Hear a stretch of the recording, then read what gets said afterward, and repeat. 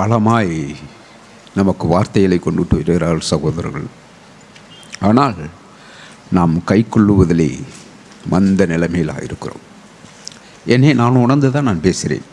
அவருடைய வார்த்தையை நாம் கை கொள்ளுவதில் எந்த அளவுக்கு நம்ம பிரயாசப்பட்டிருக்கிறோம்.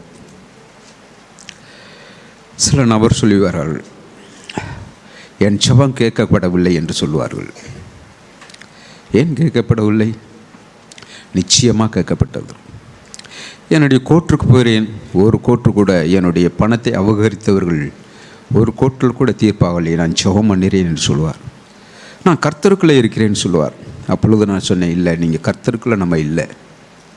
என்னை சேர்த்தேன் சொன்னேன், நம்ம கர்த்தருக்குள்ளே இல்லை. ஒரு காரியம் வெற்றி அடைந்தால் தான் கர்த்தரா? இல்லை, அவருடைய வார்த்தையை கை கொண்டு வாழ்வதுதான் வாழ்க்கை. அதனால தான் தேவன் என்னை உடைத்தார், நீ கை கொண்டு வாழ் என்று சொல்லி. ஒரு கோர்ட்டில் அல்லது ஒரு காரியம் நமக்கு வாய்க்க செய்தால் தான் கர்த்தர் இல்லை. அவர் நமக்காக தன் உயிரையே அவர் கொடுத்திருக்கிறார். நம்மளை மீட்டுக்கொள்வதற்காக. கொஞ்சம் இல்லாதிருந்தால் நீ இரட்சிக்கப்பட மாட்டாய். அவர் யார் என்கிற கொஞ்சம்னா நம்ம ஆண்டவராய் இயேசு கிறிஸ்து. அந்த வார்த்தைகளை குறித்து சில வார்த்தைகளை நாம் தியானிப்போம். நான் மனம் வந்துதான் என்னுடைய பாரத்தை இங்கே கொட்டுகிறேன். ஏனென்றால் அநேக வேளையிலே நம்ம சகோதரர்கள் கூட சில கூடுகையெல்லாம் இருந்தது. கொரோனாவில் நிப்பாட்டி இருந்தோம், திரும்பி அதை கூடி ஜெபம் பண்ணுறதுக்கு முடியவில்லை. ஏன்? அவர்கள் வருகிறார்கள், வார்த்தை கேட்டு போய் விடுகிறார்கள்.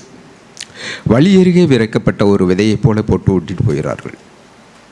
அவர்களுக்கு ஒரு தாகம் இல்லை, கூடி ஜெபம் பண்ணலாமே என்று சொல்லி ஆலோசனை கூட சொன்னோம். சில இடங்களில் அவர் கூடி ஜெபம் பண்ணவோ, ஒரு சகோதரனை நேசிக்கவோ, அல்லது ஒரு சகோதரனுடைய வீட்டில் போய் ஜெபம் பண்ணவோ, அந்த சகோதரன் வீட்டுக்கு நான் வரமாட்டேன். ஏன்? பிறரை மன்னிக்க முடியவில்லை, அவர்களை மன்னிக்க முடியவில்லை. நாம் மனம் திரும்புவோம். நம்ம ஆழமான சத்தியத்தை நம்ம கேட்டு இருக்கிறோம். ஏதோ வந்தோம் போனோம் என்று ஒரு சபைக்கு வந்து ஒரு இல்லை. உள்ளான மனுஷன் நம்மளை என்ன செய்ய வேண்டும்? புதுப்பிக்க வேண்டும். அப்படித்தான் அடித்தவர்கள் ஏசாண்டவரும் அப்போஸ்தலர்களும் பாடுகளின் நிந்தைகளை சைத்து அப்படியாக வந்தார்கள். எத்தனையோ காரியங்களை தவறினாலும் கூட அவர்கள் மறுபடியுமாய் தீயிலிட்ட புழுவை போல துடித்து வெளியே வந்தார்கள். ஏன்? என் பரிசுத்தர். சில நக்களை நம்மளுடைய சபையில் கூட ஒழுங்கு நடவடிக்கை எடுக்கிறார்கள். எதற்காக எடுக்கிறார்கள்? நீங்கள் சபையை விட்டு போக வேண்டும் என்றதற்காகவா? இல்லை, நீங்கள் எப்படியாவது மனம் திரும்ப வேண்டுமே என்று சொல்லிதான் ஒழுங்கு நடவடிக்கை எடுக்கிறார்கள். ஆனால் அங்கே போய் அவர்கள் ஒரு விக்கிரகத்தை வணங்கி கொண்டு இருக்கிறார்கள். எத்தனையோ சபைகள் இருக்கிறது, தேவனை தேடி. ஏன்? தேவனுக்கும் அவர்களுக்கு ஒரு உறவு இல்லை, தேவனோடு அவங்க சார்ந்து இல்லை. அவர்கள் எப்படி ஞானஸ்தானம் எடுத்தார் என்பதையும் நமக்கு தெரியவில்லை. ஒரு சடங்கு முறையான காரியம் இல்லை. தேவனே இருக்கிறார், அவர் பரிசுத்தர், அவர் பரிசுத்தர், அவர் பரிசுத்தர்கள் போற்றும் தேவன். நான் வெளிப்படுத்தின விசேஷத்தில் ஒரு வார்த்தையை வாசிச்சுட்டு போவோம். 1வது அதிகாரம் 3வது வசனத்தை நம்ம வாசிப்போம். இந்த தீர்க்க தரிசன வசனங்களை வாசிக்கிறவனும் கேட்கிறவர்களும் இதில் எழுதியிருக்கிறவைகளை கை கழுகிறவர்களும் பாக்கியவான்கள், காலம் சமீபமாயிருக்கிறது. போதும். அவர் என்ன சொல்லுகிறேன்னு கேட்டால், இந்த வார்த்தைகளை கை கொண்டு நடக்கிறவர்கள் பாக்கியவான்கள். இந்த வேத வசனங்களை அது கை கொண்டு நடக்கிறவர்கள் தான் பாக்கியவான்கள். அதில் தான் 22:7 கூட இங்கே பன்மையில் சொல்லப்பட்டிருக்கிறது, அங்கே ஒருமையிலே அவருடைய வார்த்தையை கை கொள்ளுகிறவன் பாக்கியவான். தனிப்பட்ட விதமாக ஒவ்வொருவருக்கும் தேவனுக்கு நமக்கு ஒரு உறவு வேண்டும். அப்படி இல்லைன்னா நம்ம மோசம் போயிடுவோம். நம்ம கோவப்படுறோம், எழுச்சர் அடைகிறோம், மன்னிக்க முடியாமல் இருக்கிறோம். அந்த தேவன் நம்மளிடையில் இல்லைன்னா எப்படி நம்ம மனம் திரும்ப முடியாது. லூக்கா எழுதின சுவிசேஷம் ஆண்டவராக இயேசு கிறிஸ்து சொல்லுகிறார். 27-28 நம்ம வாசிப்போம். அவர் இவைகளை சொல்லுகையில் ஜனக்கூட்டத்திலிருந்த ஒரு ஸ்திரீ அவரை நோக்கி, உம்மை சுமந்த கற்பமும் நீர் பாலுண்ட முளைகளும் பாக்கிய முளைகள் என்று சத்தமிட்டு சொன்னாள்.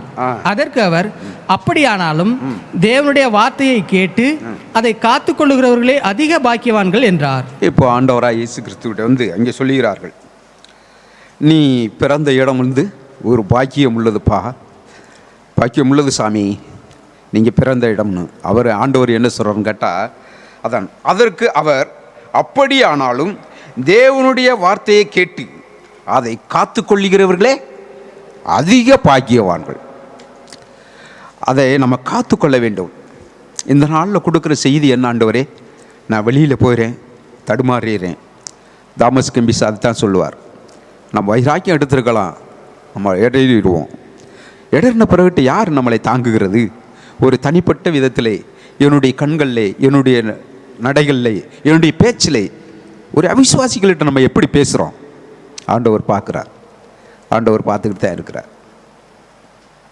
அப்போ அது சொல்கிறாரு, என்னுடைய வார்த்தைகளை காத்து நடக்கிறவர்களே அதிக பாக்கியவான்கள், அதிக பாக்கியவான். ஆமாங்க, நம்ம சொல்லுவோம் பாக்கியவான்கள் பாக்கியவான்கள்லாம் இந்த வார்த்தைகளை காத்து கொள்ளுகிறவர்கள் தான் பாக்கியவான்கள். ரோமர் எழுதின புத்தகம் 9வது அதிகாரம் 29வது வசனம். அல்லாமலும் ஏசாயா முன்னே சொன்னபடி சேனைகளின் கர்த்தர் நமக்குள்ளே ஒரு சந்ததியை மீதியாக வைத்திருந்தாரானால் நாம் சோதோமை வைக்காதிருந்தாரானால் நாம் சோதோமை போலாகி குமோராவுக்கு ஒத்திருப்போம். ஆமாம், சோதோமும் கோமராமும் கவிழ்க்கப்பட்டது. அந்த நாட்களே அது கவிழ்க்கப்பட்டது. நான் யோசித்தேன், இப்படி அவருடைய மனைவி வந்தாங்க, லோத்தினுடைய மனைவியை வரும்போது திரும்பி பார்த்து உப்பு தூண் ஆகிவிட்டாங்க. உப்பு தூண் ஆகிருக்குமா? உப்பு கொட்டினா சும்மா இதாக தான் இருக்கும், ஆனால் தூணாக நின்று விட்டது. ஏன் தெரியுமா? நமக்கு சாட்சியாக. இன்றைக்கி விஞ்ஞானிகள் நிறையா அங்கே போய் பார்த்துட்டு வரார்கள், அந்த உப்பு தூண் இருந்ததாக என்று குறிப்பிடுகிறார்கள் லோத்தினுடைய மனைவியை. ஏன்னு கேட்டால் நமக்கு சாட்சியாக வச்சுருக்காங்க. உலகத்தை நீ திரும்பித்து பார்க்காதாப்பா, இந்த உலகத்தை இந்த இதை பார்க்கிறாதா. இங்கே பார்க்குறோம், நீ மீதியாய் வைக்காது இருந்தாரானால், மீதி யார் தெரியுமா? நம்ம ஏசாண்டவர் தான். அவர் அந்த இஸ்ரவேல் சந்நிதியிலே நம்ம வராது இருந்தால் நம்ம என்ன செஞ்சுருப்போம்? மோசம் போயிருப்போம். இந்த சபையில் நம்ம இருந்திருக்க மாட்டோம். ஏசாயா எழுதின புத்தகம் 1வது அதிகாரம் 9 வாசிப்போம். சேனைகளின் கர்த்தர் நமக்கு கொஞ்சம் மீதியை வைக்காதிருந்தாரானால் நாம் சோதோமை போலாகி குமாராவுக்கு ஒத்திருப்போம். வாசிங்க, 10 வாசி. சோதோமின் அதிபதிகளே, கர்த்தருடைய வார்த்தையை கேளுங்கள். குமாராவின் ஜனமே, நமது தேவனுடைய வேதத்துக்கு செவி கொடுங்கள். அவருடைய வேதத்துக்கு என்ன செய்ய வேண்டுமா? செவி சாய்க்க வேண்டுமா? கொஞ்சம் மீதியா இல்லையா, ஏசாண்டவர் வரலைன்னா நம்ம என்ன செஞ்சிருக்க மாட்டா? கவிழ்க்கப்பட்டு இருப்போம். நம்ம எல்லாருமே நரகாக்கினைக்கு பாத்திரவனாக இருந்திருப்போம். அவர் நம்மளுடைய பாவங்களுக்காய் மரித்ததினாலே ஒரு ராஜ்யத்தை என்ன செய்ய போகிறோம்? இப்போ சுதந்திரத்தை கொள்ள போகிறோம். நம்ம அந்தவர்களே நாம் சுதந்திரத்தை கொள்ளுகிறோம். அதனால தான் கீழே சொல்லுகிறார், சோதோமின் அதிபதிகளை நம்மளைத்தான் பார்த்து சொல்லுகிறார், கர்த்தருடைய வார்த்தையை கேளுங்கள். கோமராவின் ஜனங்களே, தமது தேவனுடைய வேதத்துக்கு செவி கொடுங்கள். செவி கொடுங்கள். நீங்கள் செவி சாய்த்திருங்கப்பா, அவருடைய வார்த்தைக்கு நீங்கள் செவி சாயுங்கள், செவி சாய்த்திருங்கள். குடும்பத்தில் கூட நம்மளுடைய அவன் மூப்பருக்கு தெரிஞ்சிருச்சா? தேவனுக்கு தெரியுமங்க எல்லாம். நம்மளுடைய வாழ்க்கை உள்ளுந்திரியங்களை ஆராய்ந்து பார்க்குற தேவன், நம்மளுடைய உள்ளத்தை ஆராய்ந்து பார்க்குற தேவன். நான் சொல்கிறேன், என்னை வாழ உதவிச்சிங்க ஆண்டவரே.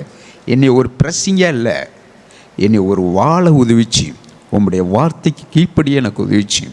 தடுமாற்றம் அடைகிறான் ஆண்டவரே. பாடுகள், பிரச்சனைகள், வியாதிகள் வரும் பொழுது என்னுடைய வாழ்க்கையில் தடுமாற்றம் அடைகிறது. நான் வாழ்ந்து விட உதவிச்சு, ஒரே ஒரு வாழ்க்கை தாங்க ஆண்டவரே. அதான் ஆண்டவர் இடத்துல நான் கேட்குறேன். ஆமாம் ஆண்டவர்களே, நாம் குணப்பட்டு விடுவோம். நான் குணப்பட்டு இந்த நாளிலிருந்து நான் ஒரு சோதமுக்கு ஒப்பாக இருந்த என்னை நீங்கள் வந்ததுனால் நான் ரட்சிக்கப்பட்ட ஆண்டவரே. இல்லையா, நான் கவுக்கப்படக்கூடியவன், நான் கவுக்கப்படக்கூடியவன். நம்ம ஜெபம் பண்ணுவோம், நம்ம சபைக்கு ஜெபம் பண்ணுவோம், நம்ம சகோதரர்களாக நேசிப்போம், நம்ம சகோதரிகளாக நேசிப்போம், நம்மளுடைய பிள்ளைகளாக நேசிப்போம். அவர்களுக்காக நான் ஜெபம் பண்ணுவேன், முப்பொருளுக்காக நான் ஜெபம் பண்ணுவேன். அவங்களுடைய வார்த்தைகள் ஏன் அவ்வளோ கடுமையாக ஆண்டவர்கிட்ட கேட்டு இங்கே கொண்டாந்து பேசுகிறாங்க தெரியுமா? அவங்க சாதாரணமாக நீங்கள் பேசுகிறோம்னு நினைக்கிறீங்களா? இல்லை, தேவனிடத்தில் எப்படி தட்டியிருப்பார் என்று அவர்களுக்கு தான் தெரியும், அவர்களுக்கும் தேவனுக்கு தெரியும்.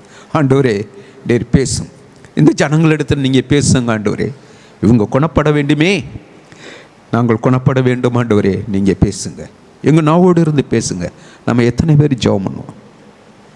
சகோதரர் ஒரு மெசேஜ் அனுப்பியிருந்தார். உத்தரப்பிரதேசத்தில் ஊழியம் செய்து கொண்டிருக்கிறார்கள். அவர்கள் படும் வேதனைகளை பாருங்கள். மிஷினரியுடைய பிள்ளைகள் எங்கே இருப்பாங்க? என்ன சாப்பிடுவாங்க? என்னத்தை உண்ணுவாங்க? எப்படி செய்வாங்க? நீங்கள் கொஞ்சம் யோசிச்சு பார்த்துருக்கோமா? அந்த மிஷினரியில் குறித்து நம்ம யோசிச்சு பார்த்துருக்குறோமா? இந்த மாற்றுத்திறனாளியில் பார்த்து நம்ம எப்போவாவது நம்ம சிந்திச்சிருக்கிறோமா? நம்ம சிந்தையிலே நம்ம சொல்லுவோம், ஆண்டவரே எங்களை சுகமாக வைத்திருக்கிறீர், நாங்கள் ஆண்டவரே உம்முடைய வார்த்தையை கை கொள்ள எங்களுக்கு உதவிச்சு, உம்முடைய வார்த்தைக்கு அப்படியே நாங்கள் கை கொள்ள எங்களுக்கு உதவிச்சு என்று சொல்லி நம்ம கேட்போம். அவர் பவுல் சொல்லுகிறார், 1 கொரிந்தியர் அந்த இயேசு ஆண்டவருடைய அடிச்சுவரை பின்பற்றி நடந்த அப்போஸ்தலர்கள் தான் அவர்கள் இங்கே பார்க்குறோம். 4வது அதிகாரம் 11 வாசிப்போம். இந்நேரம் வரைக்கும் பசியுள்ளவர்களும் தாகம் உள்ளவர்களும் நிர்வாணிகளும் குட்டுண்டவர்களும் தங்க இடமில்லாதவருமாய் இருக்கிறோம்.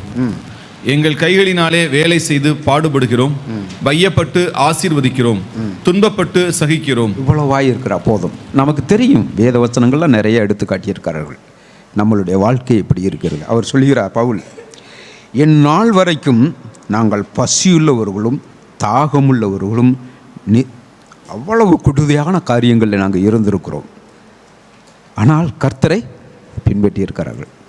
சாக் பிரதர் மெஜேசல் சொல்லுவார், பவுலுக்கு அவங்க சகோதரிகள் ரோமனில் இருந்தார்கள். அப்படி இருக்கும் பொழுது அவர்கள் முதல்ல அவருக்குள்ள ஈவை பாவுகத்தை பிரித்து கொடுக்கவில்லை. பவுலுக்குள் அவர் ஊழியத்துக்கு போய்விட்டார். அவர் ஷீமானாக இருந்தார். அவர் ஊழியத்துக்கு போய்விட்டார். அவருக்கு எந்த விதமானது இல்லை. அவரை கொல்லப் போகிறார் என்று அறிந்து தன்னுடைய சகோதரி தன்னுடைய மகனை வெகுமதிகளை கொடுத்து அனுப்பினார்களாம். வேதத்தில் இல்லை, சாகுபடுறது சொன்னது தான்.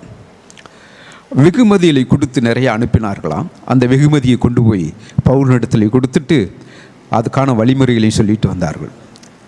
சாகுபடுறது சொல்லுவார், பெங்களூரில் ஒரு வீடு வாடகைக்கு எடுக்கிறதுனா அதிக தொகை கொடுத்து தான் ஒரு வாடகைக்கு எடுக்கணும். இதை காட்டிலும் மும்பையில் போய் ஒரு வீடு எடுக்கிறதுனா அதை காட்டிலும் மேலான தொகை கொடுக்கணும். ஒரு ரோமனில் போய் அதே மாதிரி தான் ரோமனில் போய் ஒரு வீடு வாடகைக்கு எடுக்கிறதுனா அதிக வாடகை கொடுக்க வேண்டும். அதிகமான வாடகை கொடுத்து அவர்கள் ஊழியம் செய்தார்கள். அந்த பணமெல்லாம் என்ன ஆயிடுச்சு? தேவனுடைய ஊழியத்துக்காக செலவழித்து விட்டார்கள். இவர் சொல்லுகிறார், அந்த பணத்தை வச்சு சாப்பிட்டு இருந்திருக்கலாமே. இல்லை, அவர் சொல்கிறார், நான் பசியுள்ளவனாக இருந்தேன், இந்நாள் வரைக்கும் கூட நான் பசியுள்ளவனாக இருக்கிறேன், நான் இந்நாள் வரைக்கும் நான் பசியுள்ளவனாக இருக்கிறேன். ஆமாம் வந்தவர்களே, ஆமாம் சகோதரர்களே, வாலிபர்களே, நம்ம வெளிப்படைவோம். நான் தேவனுக்காக ஒரு காரியத்தை நான் செய்ய வேண்டும், அதற்காக இந்த இடத்துல நீ வைத்திருக்கிறீர். நான் ஒரு காரியத்தை செய்ய வேண்டாம் ஆண்டவரே, அதற்காக நீ வைத்திருக்கிறீர்.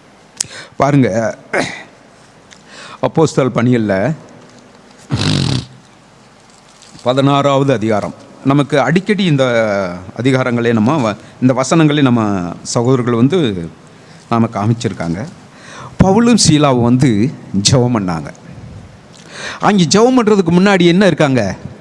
அங்கே ஜெயிலில் நிறைய பேர் அங்கே இருக்கா. அவங்கெல்லாம் யார்? களை வாங்குறவங்க, திருறவங்க, உபச்சாரம் பண்ணுறவங்க, எந்த பாவம் செய்தவர்கள் எல்லாம் அங்கே கொண்டு போய் என்ன செஞ்சுருக்காங்க? ஜெயிலில் அடைச்சிருக்கிறாங்க. அவங்க ஜெயிலில் அடைச்சவங்களை என்ன செய்வான்னு கேட்டால், அவங்க எப்படியாவது தப்பிச்சு போகணும்னு தானே நினைப்பாங்க. ஆனால் சீலாவும் பவுலும் துதிச்சு பாடின உடனே சிறைச்சாலை திறக்கப்பட்டது. ஒரு பிள்ளையும் வெளியே போகலைங்க. அவங்க மனமாற்றம் அடைஞ்சிருப்பார், நான் விசுவாசிக்கிறேன். ஆமேன். அவங்க போயிருந்துருக்கணும்ல. அவங்கள வலுக்கட்டாயமாக கொண்டு போய் போட்டது தானே. இப்போ சிறைச்சாலை திறக்கப்பட்டதில்ல, காவலாளி தூங்கிக்கிட்டு இருக்கிறான், போயிருந்திருக்கலாம். ஆனால் பவுலும் சீலாவும் தேவனை துதித்ததை அவர் பார்த்துருக்கிறார்கள். அதாங்க ஒரு மனம் திரும்புதல். அந்த ஜெயிலை விட்டு அவங்க போகலைங்க, அவர்கள் அங்கேயே இருந்தார்கள். அப்படியே நம்ம வாசிப்போம், 27 வாசிப்போம். சிறைச்சாலைக்காரன் நித்திரை தெளிந்து சிறைச்சாலையின் கதவுகள் திறந்திருக்கிறதை கண்டு கட்டுண்டவர்கள் ஓடி போனார்கள் என்று எண்ணி பட்டயத்தை உருவி தன்னை கொலை செய்து கொள்ள போனான். பவுல் மிகுந்த சத்தமிட்டு, நீ உனக்கு கெடுதி ஒன்றும் செய்து கொள்ளாதே, நாங்கள் எல்லாரும் இங்கே தான் இருக்கிறோம். எல்லாரும் அங்கே தான் இருக்கிறோம். யாரு? திருடுனவன், பொய் சொன்னவன், பரிசுத்தவான்கள் 2 பேர், இங்கே எல்லாருமே இங்கே தான்ப்பா இருக்கிறோம். நாங்கள் யாருமே என்ன செய்யலை, வெளியே போகலை. நீ உனக்கு கெடுதி ஒன்று நீ செய்து கொள்ளாதே. எவ்வளவுங்க மனமாற்றம் ஆதியிலே? ஏன் நமக்கு ஒரு மனமாற்றம் இல்லை? மனம் திரும்புதல். ஒரு மனசில் மாற்றத்தை கொடுங்க ஆண்டவரில் கேட்போம். எங்கள் மனசில் மாற்றத்தை கொடுங்க.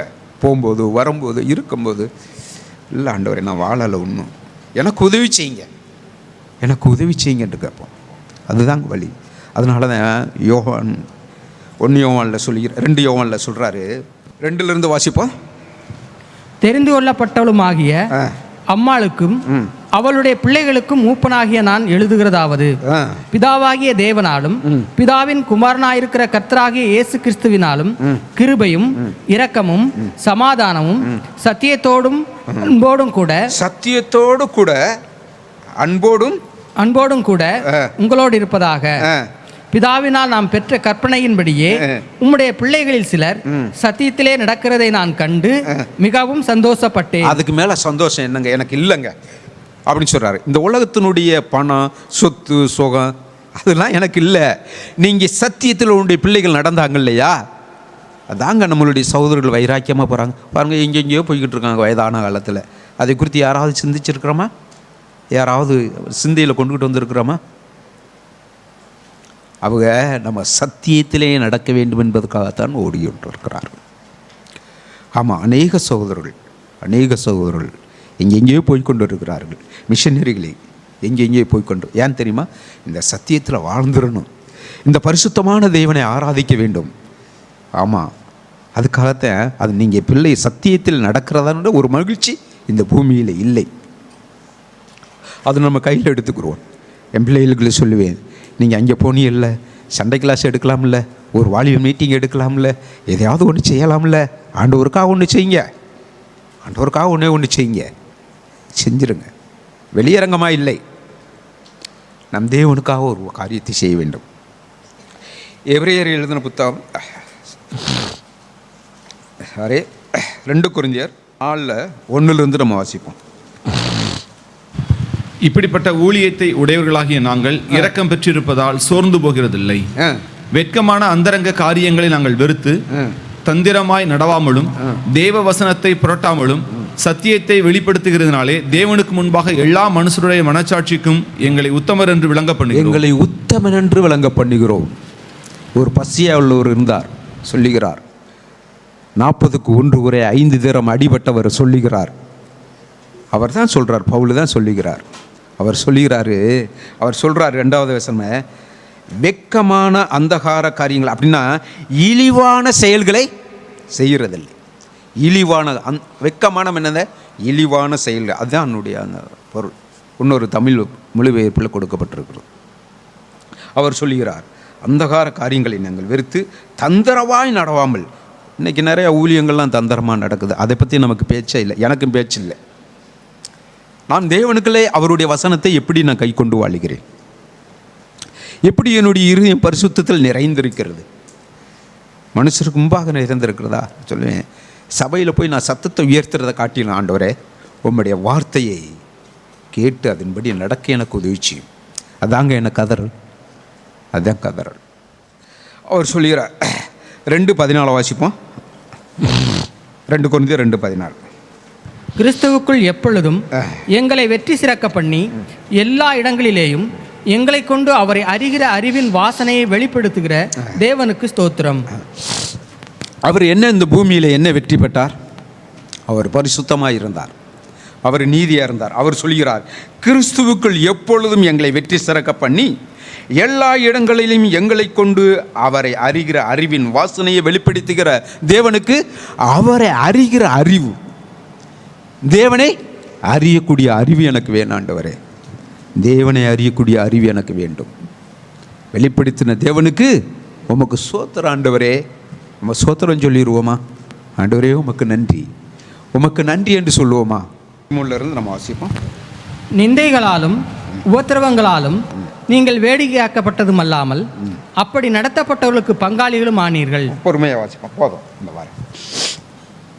அவர் சொல்றாரு, உபத்திரங்களினாலும் நிந்தையினாலும் உபத்திரங்களினாலும் நீங்கள் வேடிக்கையாக ஆக்கப்பட்டதும் அல்லாமல் அப்படி நடத்தப்பட்டவர்கள் பங்காளியும் ஆனீர்கள். அடுத்த நடத்தப்பட்டவருக்குன்னா இதை என்ன சொல்லுன்னு கேட்டால், இங்கே இன்னொரு தமிழ் புத்தருக்கு, அந்த நாட்கள் நீங்கள் வசை மொழிகளுக்கும் வேதனைகளுக்கும் ஆளாகி மக்கள் முன்னிலையில் நகைப்புக்கு உள்ளானீர்கள். இவ்வாறு துன்புற்றோருக்கு பக்க துணையாக இருந்தீர்கள். அப்படின்னா பரிசுத்தவான்கள் துன்பப்பட்டாங்க இல்லையா, அவங்க துன்பத்தில் அவங்க பக்க துணையாக இருந்தார்களாம். பங்காளியால் ஆனதுன்னா அதுதான் பொருள். அவர்களுக்கு பக்க துணையாக அவர்களுக்கு உதவி செய்தார்களாம். அதுக்கடுத்த வசனத்தை வாசிப்போம். நான் கட்டப்பட்டிருக்கையில் அவர் சொல்கிறாரு, மெய்தான் சிறைப்பட்டவர்களுக்கு பரிவி இரக்கம் காட்டினீர்கள். உங்கள் உடைமைகளை பறிமுதலான போது அதை நீங்கள் மகிழ்ச்சியுடன் ஏற்றுக்கொண்டீர்கள். மறுபடி வாசிப்போம் அதை. நான் கட்டப்பட்டிருக்கையில் நீங்கள் என்னை குறித்து பரிதபித்ததுமன்றி பரலோகத்தில் அதிக மேன்மையும் நிலையுள்ளதுமான சுதந்திரம் உங்களுக்கு உண்டென்று அறிந்து உங்கள் ஆஸ்திகளையும் சந்தோஷமாக கொள்ளையிட கொடுத்தீர்கள். கொள்ளையிட கொடுத்தீர்கள் அப்படின்னா, கொள்ளையிட கொடுத்தீர்கள்னா பரிசுத்தவான்களுக்கு அவங்களுடைய பொருட்கள். கொள்ளையினா என்ன? இப்போ ஒரு திருடன் வந்தார்னா கொள்ளையை அடித்தா நான் பாதியை வச்சுட்டு பாதியை எடுத்துகிட்டு போவேன். முடிஞ்ச மட்டும் அவன் என்ன செஞ்சிருவேன், எடுத்துகிட்டு போயிடுவேன். இப்படித்தான் பரிசுத்தவான்களுடைய பொருள், அவங்களுடைய பணம் எல்லாமே பரிசுத்தவான்களுக்கு உதவியாக இருந்ததாம். அவங்க பரிசுத்தவான்களுக்கு உதவியாய் அங்கே இருந்ததாம். மறுபடி அதை 35 வாசிப்போம். பலனுக்கு ஏதுவான உங்கள் தைரியத்தை விட்டுவிடாதிருங்கள். நீங்கள் தேவனுடைய சித்தத்தின்படி செய்து வாக்குத்தத்தம் பண்ணப்பட்டதை பெரும்படிக்கு பொறுமை உங்களுக்கு வேண்டியதாக இருக்கிறது. உங்களுக்கு பொறுமை வேண்டியதாக இருக்கிறது. உலகில் நம்பிக்கையை இப்பொழுது இழந்து விடாதீர்கள். இந்த உலகத்தில் நீங்கள் இப்படிலாம் பாடுபட்டீங்க, நீங்கள் இவ்வளோலாம் நீங்கள் கஷ்டப்பட்டுருக்கீங்க, அதனால் உங்களுடைய நம்பிக்கையை என்ன செஞ்சிடாதீங்க, இழந்து விடாதீர்கள். நீங்கள் உறுதியாக இருங்கள். அவருடைய வருகை சீக்கிரமாக இருக்குது. அடுத்த வசனத்தில் இருக்குது, அவருடைய வருகை சீக்கிரமாக இருக்கிறதே. அதனால தான் சொல்கிறார் யாக்கோப்பு எழுதின அதில் 5வது அதிகாரம் 6-7 வாசிப்போம். நீதிமானை நீங்கள் ஆக்கினைக்குள்ளாக தீர்த்து கொலை செய்தீர்கள், அவன் உங்களோட எதிர்த்து நிற்கவில்லை. இப்படி இருக்க சகோதரரே, கர்த்தர் வருமளவும் நீடிய பொறுமையாயிருங்கள். கர்த்தர் வருமளவும் நீடிய பொறுமையுள்ளவராக இருங்கள். இதோ பயிரிடுகிறவன் பூமியின் நற்பலனை அடைய வேண்டும் என்று முன்மாறியும் பின்மாறியும் வருமளவும் நீடிய பொறுமையோடு காத்திருக்கிறான். நீங்களும் நீடிய பொறுமையோடு இருந்து உங்கள் இருதயங்களை ஸ்திரப்படுத்துங்கள். உங்கள் இருதயங்களை என்ன செய்ய வேண்டுமா, சிறப்படுத்துங்கள். ஒரு பிரச்சனையை நம்ம கையாளுகிறோம், நமக்கு மனச்சோறு வருது, ஆண்டவருடைய வருகை சீக்கிரமாக இருக்கிறது என்று சொல்லி நம் இருதயங்களை நாம் சிறப்படுத்த வேண்டுமா, நம் இருதயங்களை சிறப்படுத்த வேண்டும். சங்கீதக்காரன் சொல்கிறார், முடிக்கிறேன், 119வது சங்கீதம் 67 வாசிப்போம். நான் உபத்திரவப்படுவதற்கு முன் வழி தப்பி நடந்தேன். அவர் சொல்றாரு, சங்கீதக்காரன் சொல்றாரு, நான் உபத்திரப்பட்டதுக்கு முன்னாடி என்ன செஞ்சேன், வழி தப்பி தெரிந்தேன். தொடர்ச்சியா வாசிப்போம். இப்பொழுதோ உம்முடைய வார்த்தையை காத்து நடக்கிறேன். உம்முடைய வார்த்தையை காத்து நடக்கிறேன். எப்ப உபத்திரிய வந்த உடனே, பிரச்சனைகள் வந்த உடனே அவர் என்ன செஞ்சார், நான் உம்முடைய வார்த்தைகளை நான் காத்து நடக்கிறேன். சீக்கிரம் முடிக்கிறதுக்கான வாசிக்கிறேன். 70 வாசிப்போம்.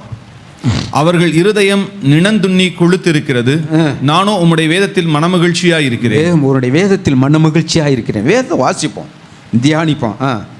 71 நான் உபத்திரவப்பட்டது எனக்கு நல்லது, அதனால் உமது பிரமாணங்களை கற்றுக்கொள்கிறேன். அதுக்கு பின்னாடி தான் சொல்றாரு, நான் ஏற்கனவே உபத்திரப்பட்டல, அது எனக்கு நல்லது, அதனால உமது பிரமாணங்களை நான் கற்றுக்கொள்கிறேன் என்று சொல்கிறார். தேவன் கொடுத்த வார்த்தைக்கு நன்றி செலுத்துகிறேன். என்னை நடத்துவார் என்று என் நம்பிக்கை அறிக்கையிடுகிறேன். எனக்காக நீங்கள் ஜெபித்துக் கொள்ளும்படி அன்பாய் கேட்டுக்கொள்கிறேன். ஆமென். தேவனுடைய நாமம் மகிமைப்படுவதாக. வார்த்தை தான் வாழ்க்கை. வார்த்தை இல்லாமல் வாழ முடியாது. வார்த்தை தான் நமக்குள்ள ஜீவனை கொண்டு வரும். வார்த்தை இல்லாமையே நாம் வாழ்ந்து விடலாம் கிறிஸ்துவுக்குள்ளே அப்படின்னா முடியாது. தேவனுடைய வார்த்தையை நாம் காத்துக்கொள்ள வேண்டும். என்ன பிரச்சனை அப்படின்னா, தேவனுடைய வார்த்தையை வாசிப்பதோ கேட்பதோ அல்லது தேடுவதோ நம்மிடத்தில் குறைவு இருக்கும்போது எப்படி வார்த்தையை நம்ம காத்துக்கொள்ள முடியும்? வார்த்தை இருந்தால் தானே வார்த்தையை காத்துக்கொள்ள முடியும். அப்போ வேதம் நமக்கு என்ன சொல்லுது அப்படின்னா, வேதத்தை தியானிக்கிற மனுஷன் சொல்லுங்கள் பாக்கியவான். வேதத்தை தியானிக்கும் பொழுது அந்த வார்த்தையில் இருந்து அவன் தன்னை காத்துக்கொள்ள முடியும். வேத வார்த்தைகளின்படி தன்னை காத்துக்கொள்கிறோன் பாக்கியவான், வெளிப்படுத்தின விசேஷம் வாசிக்கிறோம். ஆனால் வேதத்தை தியானிக்கிறதுலே நிறைய பேருக்கு குறைவு. நான் சமீபத்தில் ஒரு சிலர்கிட்ட விசாரிக்கும்போது, இத்தனை வருஷம் ஆகி வேதத்தை ஒரு தடவை கூட வாசிக்கலை, 10 வருஷம் 15 வருஷம் ரட்சிக்கப்பட்டு, எத்தனை வருஷம்னா 15 வருஷம் 20 வருஷம், ஒரு தடவை பைபிள் முழுமையாக முடிச்சிருக்கீங்கன்னா இல்லைங்கிறாங்க. எவ்வளவு ஒரு அது என்னால் என்ன செய்கிறதுன்னு தெரியல. என்ன அவங்க ரட்சிப்புனா என்னென்னே தெரியல. எப்படி ரட்சிக்கப்பட்டார்கள், பிரதர் பேசும்போது சொன்னார்ல எப்படி ஞானஸ்நானம் எடுத்தாருன்னு சொன்னது மாதிரி இருக்குது. அப்போ வேத வார்த்தையின் மேலே நமக்கு ஒரு தாகம் வேண்டும், அது மேலே ஒரு மனமகிழ்ச்சி கேட்டோம். அதாவது வேதத்தின் மேலே என்ன இருக்கணும்? மனமகிழ்ச்சி. அந்த வார்த்தை எனக்கு வேணுமே, அதை குறித்ததான ஒரு பாரம். வார்த்தையை சர்ச்சுக்கு வர்றோம், வார்த்தையை கேட்குறோம், கேட்கும்போதே சும்மா அப்படியே கேட்டுட்டு நல்லா இருக்குதா, அதான் சரி அப்படின்னு நினச்சிட்டு போகிறதுனால என்ன இருக்குது? இந்த வார்த்தையை நாம் காத்துக்கொள்ளணும், இருதயத்தில் அதை பதித்து கொள்ளணும். நிறைய வார்த்தை நம்முடைய இருதயத்தில் இருக்குங்க, ஆனால் அந்த வார்த்தையை நம்ம என்ன செய்கிறதுனா எடுத்து புழங்கிறது இல்லை, அந்த வார்த்தைக்கு கீழ்ப்படுகிறது இல்லை, அதை விசுவாசிக்கிறது இல்லை. கற்பலகையில் எழுதப்பட்ட வார்த்தையை போலவே இன்றைக்கி இருக்குது. நம்முடைய இருதயத்தில் ஆண்டவர் ஆவியில் இருதயத்தில் எழுதியிருக்கிறார். நிறைய வார்த்தைகள் தெரியும் நமக்கு. மன்னிங்கள் மன்னிக்கப்படுவீர்கள், கொடுங்கள் கொடுக்கப்படும், தீமைக்கு தீமை செய்யாத, தீமையை நன்மையினால் வெல்லு, சமாதானமாக இரு, சமாதானத்தை காத்துக்கொள்ளு. இப்படி எவ்வளோ வார்த்தைகள். கணவன் மனைவி இடத்துல அன்பாக இருக்கணும், மனைவி இடத்துல கசந்து கொள்ளாத, கணவனுக்கு கீழ்ப்படியணும், எதிர்த்து நிற்கக்கூடாது, முரட்டாட்டம் பண்ணக்கூடாது, பிள்ளைகளுக்கு பெற்றோருக்கு கீழ்ப்படியணும், எல்லா காரியத்திலும் அடங்கி இருக்கணும். தெரியாதா? ஆனால் அந்த வார்த்தையை யாரும் காத்துக்கொள்ளணும் அப்படிங்கிற என் உணர்வு இல்லை. அப்படியே யாருக்கோ எவருக்கோ என்று நினைக்கிறோம். பிரியமானவர்களே, நல்ல வார்த்தையை நம்ம கேட்குறோம். பிரதர் பேசும்போது சொன்னாங்க, சபையில் இந்த சபையில் தேவனுடைய வார்த்தைக்கு என்ன இல்லை? பஞ்சம் கிடையாதுங்க, பஞ்சம் கிடையாது. ஆனால் ஒரு நாள் இந்த பஞ்சம் வரும், ஒரு நாள் பஞ்சம் வரும்ன்ட்டு இருக்காது. ஆகார திரட்சியினால் வரக்கூடிய பஞ்சம் அல்ல, வேத வசனம் கிடைக்காத பஞ்சம், தேவனுடைய வார்த்தை கிடைக்காத பஞ்சம் ஒரு காலம் வரும். நம்ம சபையில் வராது, நம்ம சபையில் எப்பவும் பஞ்சம் இருக்கும் நம்ம நினச்சிக்கிட்டு இருக்கோம். ஆனால் வேதம் சொல்லுது ஒரு நாள் கிடைக்காது, ஒரு நாள் கிடைக்காது. அந்த காலம் எப்படி இருக்குமோ நமக்கே தெரியாது. ஆகையினால் நாம் ஜாக்கிரதை உள்ளவர்களாக இருப்போம். தேவனுடைய வார்த்தையை அல்லல் தட்டவனை யாராவது புத்தி சொன்னாங்கன்னா, ஆறுதல் ஆலோசனை சொன்னாங்கன்னா, கடிந்து கொண்டாங்கன்னு சொன்னால் அதை காத்துக்கொள்வோம். இளம் வயதிலேயே வாலிபர்கள் சின்ன பிள்ளைகளுக்கு அதை நாம் சொல்லிக் கொடுக்கணும். தேவனுடைய வார்த்தையை கனம் பண்ணணும். தேவனுடைய வார்த்தை முக்கியம். இந்த வார்த்தை இப்படி இருக்குது. வாலிபன் தன் வழியை எதனால் சுத்தம் பண்ணுவான்? தேவனுடைய வார்த்தையை வாசிங்க. நீதிமொழிகள் சங்கீதம் 119. எனக்கு அந்த சங்கீதத்தில் ஒரு காரியம் உண்டு, யார் எழுதுனதுன்னு தெரியல. அது தாவீதா அப்படின்னாலும் இருக்கலாம், அல்லது வேறு யாராவது இருக்கலாம். ஆனால் அந்த மனுஷன் என்ன பண்ணியிருக்கார் அப்படின்னா, ஒரு காரியத்தை தெளிவாக பண்ணியிருக்கிறார். அது இவ்வளோ பெரிய சங்கீதம் தேவை, இவ்வளோ பெரிய சங்கீதம். அது எத்தனை வசனம் இருக்குது? 176. 176 வசனம் இருக்குது பைபிளில். அதிகாரத்தில் அதிகமான வசனம் உள்ள அதிகாரம் 119. ஆனால் இந்த அதிகாரம் முழுக்க தேவனுடைய வார்த்தையை கனம் பண்ண ஒரு அதிகாரம். முழுக்க தேவனுடைய வார்த்தை தான். நீங்கள் ஒவ்வொரு வசனத்துலேயும் தேவனுடைய வார்த்தை தான் இருக்குது. இந்த அதிகாரத்தை இவ்வளோ அதிகாரத்தை எழுதுனதுக்கு அந்த மனிதன் என்ன செய்தார்னா, காரணம் என்னென்னா, அது சங்கீதம் 1 தான் அந்த வசனத்தை பார்க்கலாம். இரவும் பகலும் தியானமாக இந்த மனுஷன் இருந்திருக்கிறார். இரவும் பகலும் அந்த மனுஷன் தியானமாக இருந்திருக்கிறார். அதனுடைய விளைவு தான் 119வது சங்கீதம் வெளிப்பாடு. அந்த தியானம், இரவும் பகலும் தியானம், அந்த வேதம் என்ன செய்தது, என்ன எனக்கு செய்தது, என்ன செய்து கொண்டிருக்கு, செய்ய போகுது, அதை முழுமையாக அறிந்து எழுதப்பட்ட ஒரு சங்கீதமாக இருக்கிறது. அதில் 119:9 தான் வாலிபர்களுக்கு சொல்கிறார். வாலிபன் தன் வழியை ம் வாலிபன் தன் வழியை எதினால் சுத்தம் பண்ணுவான்? உமது வசனத்தின்படி தன்னை காத்து கொள்ளுகிறனால் தானே. போதும். பிரியமானவர்களை, நான் வாலிப வயதில் ரட்சிக்கப்பட்ட ஒரு நபர் தான். என்னுடைய சாட்சியை நான் சொல்கிறேன். இரவு 12 மணிக்கு ஷிஃப்ட்டு விட்டு வருவேன். வரும்போது என் கண்களுக்கு முன்னாடி இந்த வேதம் திறந்தது மாதிரியே இருக்கும். வந்து அந்த ராத்திரியில் ஒரு அதிகாரம் படிச்சுட்டாவது ஜெபம் பண்ணிட்டு படுப்போம் அப்படின்னு ஆரம்பிப்பேன். ஆனால் அது மணிக்கணக்கில் போயிடும். 2 மணி 3 மணி கூட ஆயிரும். அது வேதத்தை கீழே வைக்க மனசு வராது. நான் ஆண்டவர்கிட்ட சொன்ன ஒரு காரியம், என்னிடத்துலேருந்து எதை வேணாலும் நீங்கள் எடுத்துக்கலாம், ஆனால் இந்த வேதத்தை மட்டும் என்னை விட்டு பிரிச்சிடாதீங்க அப்படின்னேன். ஏன்னா இந்த வேதத்தை வாசித்து தான் என் வாழ்க்கை மாறினது. கண்ணீரோடு வேதனையோடு சில நேரங்களில் வேதத்தை தொடும்போது தேவன் அப்படியே பேசுவார். அந்த வார்த்தை அப்படியே நடத்தும். அந்த வார்த்தை ஒவ்வொரு காலகட்டத்திலையும் சூழ்நிலையிலையும் நெருக்கத்திலையும் என்னை அப்படியே அது தூக்கி நிறுத்தியிருக்கு இந்நாள் வரைக்கும்.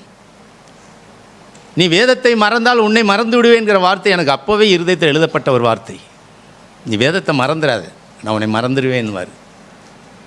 பிரியமானவர்களே, நாம் வேதத்தை முதல்ல வாசிக்கிறவர்களாக, அதை தியானிக்கிறவர்களாக, தேவனுடைய செய்தியை கேட்குறவர்களாக, இந்த 1/4 மணி நேர செய்தியெல்லாம் எத்தனை பேர் கேட்குறாங்கன்னு தெரியல. அருமையான வார்த்தைகள். அது எனக்கு ஆச்சரியமாக இருக்குது. ஒவ்வொரு நாளும் எனக்கு என்ன தேவையோ அந்த வார்த்தையை தேவன் அப்படியே தர்றார். ஒவ்வொரு நாளும் தர்றார். ஆச்சரியமாக இருக்குது. ஆகையினால தேவனுடைய வார்த்தையை அல்லல் தட்ட வேணாம். வார்த்தையை நம்புவோம், வார்த்தையை விசுவாசிப்போம், வார்த்தையை சார்ந்து கொள்வோம், வார்த்தைக்கு கீழ்ப்படிவோம். உம்முடைய வார்த்தையின்படி எனக்கு ஆகட்டும். அதில் தான் இருக்குது பிற காரியம். திரளான மீன்கள் ராத்திரி மகளும் பிடிச்சி பார்க்குறாங்க, ஒன்றும் கிடைக்கல. கடற்கரைக்கு வர்றாங்க. ஆண்டவர் சொல்கிறாரு, ஆழத்தில் கொண்டு போய் வலைய போடுங்கன்னு சொல்லும்போது ஒரு சீடர்கள் சொல்கிறாங்க, உம்முடைய வார்த்தையை நம்பி நாங்கள் வலையை போடுகிறோம். திரளான மீன் அந்த வார்த்தையில் தான் இருக்குது. ரகசியமே என்னுடைய வார்த்தையே இருக்குது. நான் என்ன சொல்லுவேன்னா, என்னுடைய பரிசில் பணம் இருந்தால் நான் அந்த உலகத்தை சுற்றிட்டு வந்துடுவேன். அதுபோல் என் இருதயத்தில் வார்த்தை இருந்தால் அந்த உலகத்தையும் நான் என்ன செய்யலாம்? ஜெயிக்க முடியும். உலகத்தை ஜெயிக்க முடியும். இருதயங்கிறது பர்ஸ் மாதிரிங்க. அதில் வார்த்தை இருக்கணும். எந்த காரியமாக இருந்தாலும் சரி தான். ஒரு ஊருக்கு போகிறேன், ஒரு காரியத்தை செய்கிறேன், பிள்ளைகள் படிப்பு காரியம், ஏதோ ஒரு அட்மிஷன் போடுறதுக்கு ஏதோ போகிறேன், தேவன்கிட்ட ஒரு வார்த்தையை வாங்கிட்டு தான் நான் போவேன். தேவனே ஒரு வார்த்தையை தாந்துருங்கன்னு கேட்பேன். எனக்கு ஒரு வார்த்தை வேணும். வார்த்தை தான் என்னை முன்னாடி நடத்தும். தேவன் ஒரு வார்த்தையை தருவார். அது ஆஸ்பத்திரிக்கு போகிறதா இருந்தாலும் சரி தான், அது எந்த காரியமாக இருந்தாலும். பிரியமானவர்கள், வார்த்தையில் தான் வாழ்க்கை இருக்குது. இதை காத்து கொள்கிறவர்கள் பாக்கியவான்கள். தேவன் நம்முடைய கண்களை திறப்பாராக. ஆமென். 3ஆம் வசனத்தில் இந்த தீர்க்க தரிசன வசனங்களை வாசிக்கிறவனும் கேட்கிறவர்களும் இதில் எழுதியிருக்கிறவர்களை கைக்கொள்ளுகிறவர்களும் பாக்கியவான்கள், காலம் சமீபமாக இருக்கிறது. இந்த பூமியில் பலவிதமான பாக்கியங்களை குறித்து நாம் கேள்விப்படுகிறோம். ஆனால் அந்த பாக்கியமெல்லாம் ஒரு நிரந்தரமான பாக்கியம் அல்ல. ஆண்டவர் 9 விதமான பாக்கியத்தை மத்தேயு 5 ஆண்டவர் சொன்னார் மாதிரி. அந்த பாக்கியம் நிரந்தரமானது. நான் அதை குறித்து ரொம்ப அதிகமாக டீப்பாக போகிறேன். ஆனால் நான் சொல்ல வர்றது என்ன அப்படின்னா, இந்த தீர்க்க தரிசன வசனங்களை வாசிக்கிறவன் அப்படிங்கிற மாத்திரத்தில் நம்ம என்ன பண்ணிட்டோம் அப்படின்னா, வாசிக்கிறது அப்படிங்கிறதுக்கும் ரீடிங் அண்ட் ஸ்டடிங் 2க்கு டிஃப்ரெண்ட் இருக்குது. கொஞ்சம் படித்தவங்களுக்கு புரியும் நினைக்கிறேன். Reading and studying. இப்போ ஆண்டவர் உங்களை ரீட் பண்ண சொல்லலை, அதை உங்களை ஸ்டடி பண்ண சொன்னார். இதில் வாசிக்கிறோன்னு சொல்லி அந்த நாளில் டிரான்ஸ்லேட் பண்ணியிருக்காங்க. அதனால வாசிட்டு போயிட்டோம். அப்படியே எத்தனை அதிகாரம் வாசித்தோம்? 5 அதிகாரம் வாசித்தோம். என்ன விளையிட்டோம்? ஒன்றும் இல்லை. ஒரு பையனை பார்த்து நீ என்ன வாசிக்கிற அப்படின்னு கேட்போமா, என்ன படிக்கிறேன்னு கேட்போமா? ஏன் நீ என்ன வாசிக்கிறன்னு கேட்டுற வேண்டியது தானே? என்ன படிக்கிறேன்னு கேட்குறோம். ஸோ அதில் நம்ம புரியும் மாதிரி, வாசிக்கிறதுக்கும் படிக்கிறதுக்கும் நான் டிஃப்ரென்ஸ் தெரியும் மாதிரி. ஆண்டவர் நம்மளை வாசிக்க முடியாது, நம்மளை என்கரேஜ் பண்ணலை. அப்போ வாசிக்க வேணாமா? ஆண்டவர் நம்மளை வாசிக்க முடிய என்ன செய்யலை சொல்லலை. அது என்ன செய்கிற ஆண்டவர்? படிக்க முடியாது. நான் சிலுவையில் இருக்கும்போது இந்த மனப்பாட பகுதின்னு ஒன்று வரும். அந்த மனப்பாட பகுதியை படிக்கணும் அப்படின்னா டீச்சர்ஸ் தெரியும் எப்படி படிப்போம். அந்த மனப்பாட செயல் பகுதியெல்லாம் போய் ஒப்பிக்கணும்.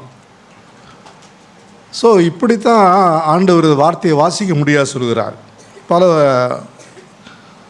பல மாதங்களுக்கு முன்பதாக ஒரு சமயம் ஆண்டவர் என்ற உணர்த்தின காரியம் என்ன அப்படின்னா, வாசிப்பதற்கும்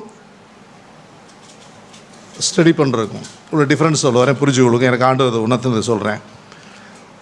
ஒரு பெரிய ஒரு பிரிட்டானியா பிஸ்கெட்னு வச்சுங்களேன், 40 ரூபா ஒரு ஃபேமிலி பேக். அந்த ஃபேமிலி பேக்குள்ளே இருக்கிற ரேப்பர் முக்கியமாக, அதுக்குள்ளே இருக்கிற பொருள் முக்கியமாக? சொல்லுங்கள். பொருள் தான் முக்கியம். இப்போ நீங்கள் வாசிக்கிறது அப்படின்னா மேலே உள்ள ரேப்பர் எடுத்துகிட்டு போகிறீங்க அர்த்தம்.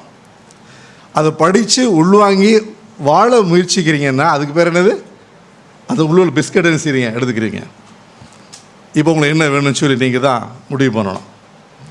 ஆண்டவர் நம்மளை என்கரேஜ் பண்ணுறது என்ன அப்படின்னா, நீ ஒவ்வொரு நாள் வார்த்தையை என்ன செய்யணும், ஸ்டடி பண்ண. நீ வாசிக்க தான் உன்னுடைய வாழ்க்கையில் என்ன செய்யுது, பெரிய ஒரு மாறுதல் உண்டாகும் அப்படின்னு சொல்லிட்டு.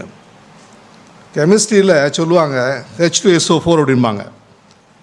அதே போல் ஹைட்ரோக்ளோரிக் என்ன சொல்லுவாங்க, HCl அப்படின்னு சொல்லுவாங்க. இது படித்த மாத்திரத்தில் விளங்காது இது மாதிரி. ஆனால் அங்கே உள்ள அந்த இதுக்கு போனால் தான் தெரியும், லேபரேட்டரிக்கு போனால் தான் தெரியும். அந்த பிப்பட் எடுத்து யூஸ் பண்ணும்போது தான் தெரியும் மாதிரி. அதே போல் தான் அதை வாசிப்பதற்கும் படிப்பதற்கும் நிறைய டிஃப்ரென்ஸ் இருக்கா. இப்போ உங்கள்கிட்ட கேட்குறேன், எத்தனை பேர் உங்கள் வீட்டில் உண்மையாகவே நீங்கள் டெய்லி தேவனோட வார்த்தையை படிக்கிறீங்க? Not reading, study. இப்படிலாம் கேட்காதீங்கன்னு சொல்கிறீங்களா? உங்களை என்கரேஜ் பண்ண முடியாது சொல்கிறேன். தயவு செய்து ஒவ்வொரு நாளும் வேதத்தை என்ன செய்யுங்க, கண்டிப்பாக வாசிங்க. ஏன்னா இந்த வேதம் தான் நம்மளை நினச்சி பாதுகாக்கும். சொல்கிறார் மாதிரி, உங்களுடைய வேதம் தான் எனக்கு உங்களுடைய பிரம்மாண்டங்களை என்ன செய்ய எனக்கு கற்றுக் கொடுத்து அது எனக்கு கீதங்களாய் மாறிச்சு அப்படின்னு சொல்லிட்டு. அதனால் வரக்கூடிய நாட்களில் நான் ரொம்ப ஜாக்கிரதையாக இருப்போம். அதிகமாக வேதம் வாசிங்க. டைம் கிடைக்கும் போதெல்லாம் வேதம் வாசிங்க. இந்த மாதிரி டைம் கிடைக்கும் போதெல்லாம் அதை யூஸ் பண்ணிக்கிங்க. இந்த மாதிரி ஒரு சொன்னது போல் இனி வரக்கூடிய நாட்களில் வேதத்தை வாசிக்க முடியாத நாட்கள் வரும், வேதத்தை கேட்க முடியாத நாட்கள் வரும். வேதத்துடைய கருப்பொருளை நம்மளுக்கு சொல்லிக் கொடுக்குற யார் இருக்க மாட்டாங்க, பிரசங்க ஆள் இருக்க மாட்டாங்க. அப்படியான ஒரு சூழ்நிலை வரும். ரொம்ப சீக்கிரமாக வந்து கொண்டு இருக்கிறது. அதனால் வரக்கூடிய நாட்களில் நம்ம இனிமேல் என்ன செய்வோம், இந்த ரேப்பர் எடுத்துகிட்டு போக வேணாம். பிரிட்டானியா பிஸ்கட்டில் உள்ள ரேப்பர் எடுத்துகிட்டு போக வேணாம். மேலே உள்ள அந்த ரேப்பர், அந்த அட்டை, அதை எடுத்துகிட்டு போக வேணாம். உள்ளுக்குள்ளே உள்ள அந்த பிஸ்கெட்டை எடுக்க முடிய உங்களுக்கு உதவி செய்வாராங்க.